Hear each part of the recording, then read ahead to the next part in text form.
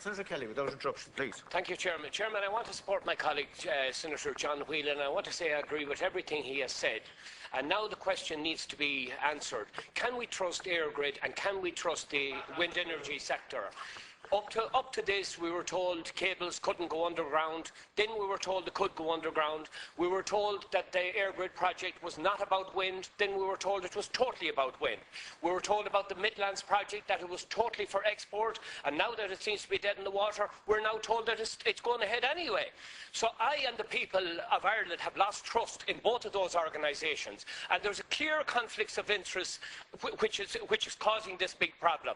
Yesterday we had politicians calling Frank Flannery's position as untenable because of perceived conflicts of interest, while at the same time we have Brendan Halligan, who's a government lobbyist, who's also a consultant with Mainstream, and he's peddling wind and hot air to the government and is not concentrating on any other aspect of green energy.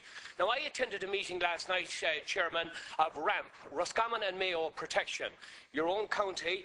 A lot of people who are not politically aligned to any party, they're all decent people, they're very, very worried, and they believe, as I do, that the expert review group that's set up with Judge McGuinness and Colin McCarthy, who they have great respect for, but they also believe that there needs to be a medical expert brought into this as well.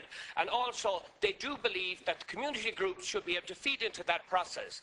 On my way up, and I agree with them, on my way up to Dublin today, all I was listening to on the radio was talk of e-cigarettes, how dangerous e-cigarettes might be.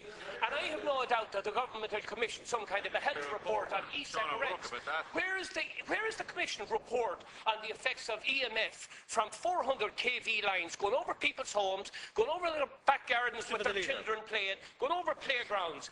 The government don't want to hear that there is possibility that these 400 kV lines will endanger lives.